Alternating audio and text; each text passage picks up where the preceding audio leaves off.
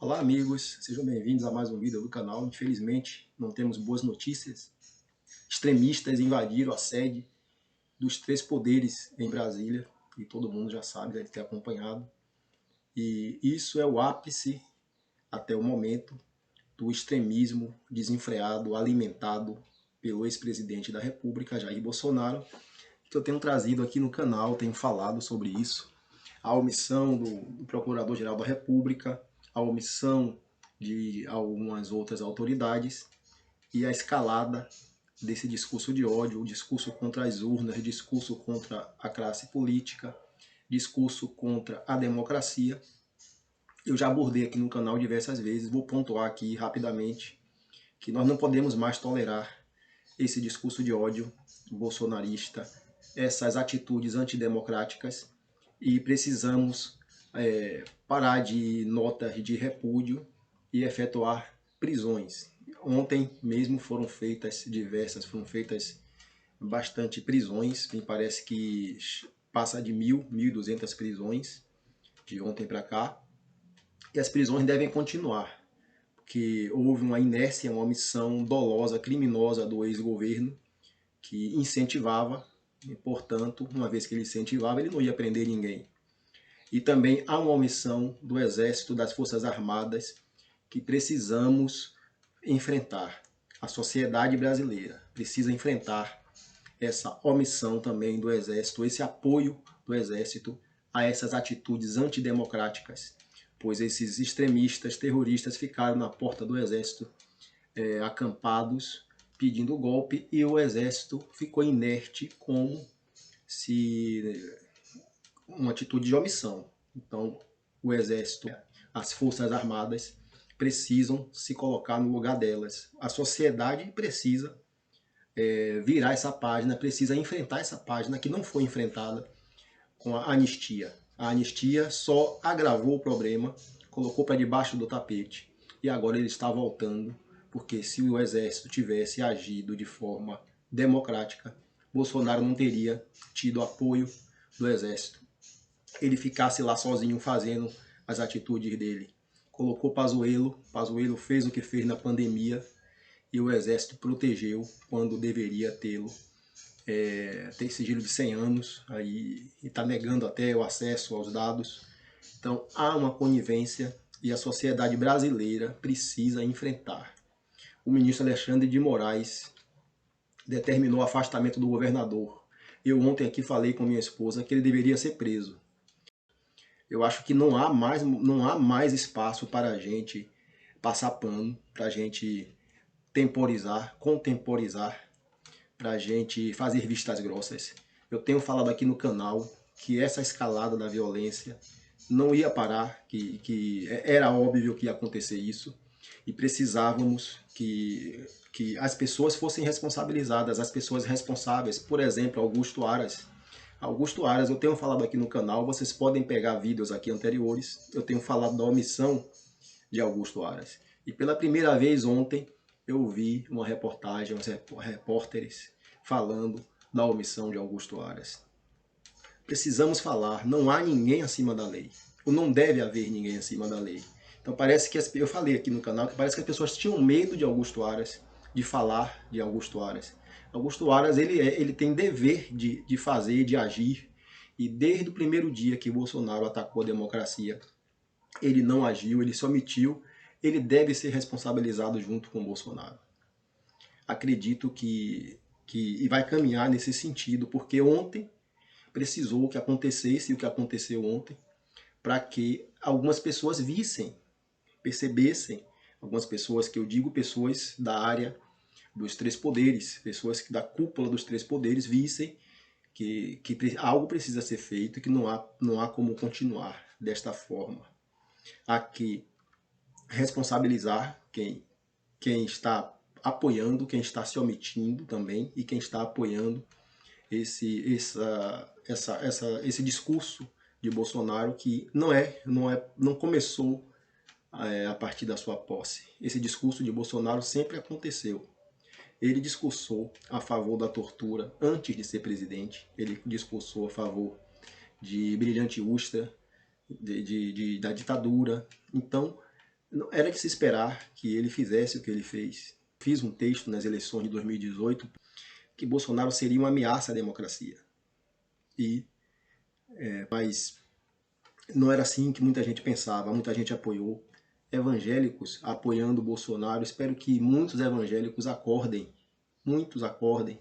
Eu espero que acordem, que vejam o caminho que eles estão trilhando, o caminho que eles estão, a pessoa que eles estão apoiando, uma pessoa que não quer paz, ele quer guerra, quer uma guerra civil no Brasil, porque pela lógica de você não aceitar quem ganhou as eleições, se essa lógica prevalecer, nunca haverá paz, porque todos os que perderem vão dizer que são os vitoriosos, que vão querer contestar. Então, nunca haverá o reconhecimento da vitória do outro, e a guerra civil é a saída na ótica dessas pessoas. Então, respeitar o direito, respeitar o vencedor, é um princípio democrático que evita a barbárie. E Bolsonaro sabe disso, então ele implanta, ele dissemina o ódio, ele mina os princípios democráticos que são amplos. Então, quando você fala de democracia, essa palavra ela está impregnada de direitos humanos, está impregnada de cidadania, está impregnada de respeito ao outro. Então, está impregnada do império da lei. Então, o Estado de Direito ele tem o poder de agir, até mesmo com a força, nos momentos em que são necessários. Ele tem o monopólio da violência. E não os cidadãos terem, cada um, o seu monopólio da violência. Isso gera a barbárie. É por isso que o Estado foi pensado. Então, o Estado tem o monopólio da violência. O discurso de Bolsonaro justamente é que cada um ande com a arma na cintura e que o Estado não tenha esse monopólio da violência e que cada cidadão é a própria violência. Então, o monopólio da violência do Estado é para impedir a violência e não para gerar a violência. É para atuar, mesmo com o uso da força, naqueles momentos em que a ordem pública, a segurança pública, a incolumidade das pessoas estão em risco. Então, o Estado é autorizado a usar a violência na medida proporcional do agravo. Mas Bolsonaro destrói esses princípios. Ele não quer democracia. Ele foi eleito pela democracia, mas ele quer a ditadura e investiu nisso. Gastou dinheiro do orçamento, não colocou dinheiro na merenda, na educação, na saúde, para direcionar para a campanha política, com apoio de muitas autoridades que o apoiaram, governadores, alguns governadores, muitas outras autoridades que o apoiam ainda. E ele perdeu, utilizou a Polícia Federal, a Rodoviária Federal, para tentar impedir a votação, obstaculizar, para colocar obstáculos na votação no segundo turno.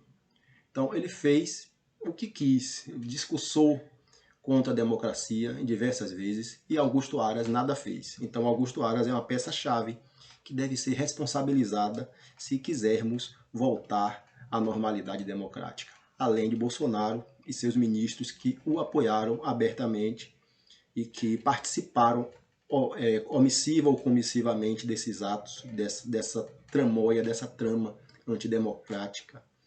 Nós precisamos enfrentar esse bolsonarismo e precisamos enfrentar essa parte do exército que é o golpe, que acena para o golpe e que apoia Bolsonaro. Então, eles deveriam, só um dado, durante a pandemia, o exército as Forças Armadas não cederam hospitais. Foi solicitado hospitais, não cederam, mostrando uma anuência ao bolsonarismo, né? Um apoio irrestrito. E os hospitais não são das Forças Armadas, são do povo brasileiro. As Forças Armadas não são de qualquer governo. As Forças Armadas são do povo brasileiro, da sociedade. Isso precisa ficar bem claro. Precisamos julgar os militares que participaram da ditadura. Os crimes militares de tortura são imprescritíveis. Essa anistia precisa ser revista. Este é o momento da gente rever isso, e não deixar passar.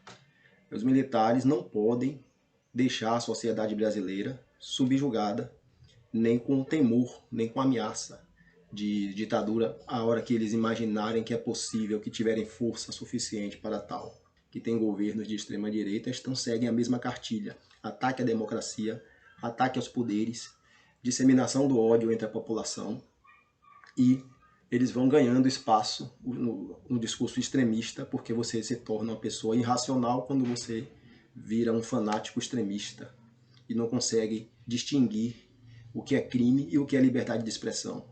Não consegue distinguir quando o direito do outro prevalece sobre o seu direito. E pratica atos criminosos dizendo que está praticando atos em nome da lei. Então, a sociedade brasileira tem a oportunidade de enfrentar esses problemas que Bolsonaro trouxe e implementou no país. E precisamos começar com a responsabilização dessas autoridades, como eu citei Augusto Aras, que tem feito vistas grossas. Precisamos, o governo que aí está, o governo eleito, precisa ter coragem e enfrentar esses problemas com seriedade, com a lei, utilizando-se das prerrogativas jurídicas, políticas que estão lá na Constituição e que devem ser exercidas pelo poder que foi eleito. Um forte abraço, até o próximo vídeo.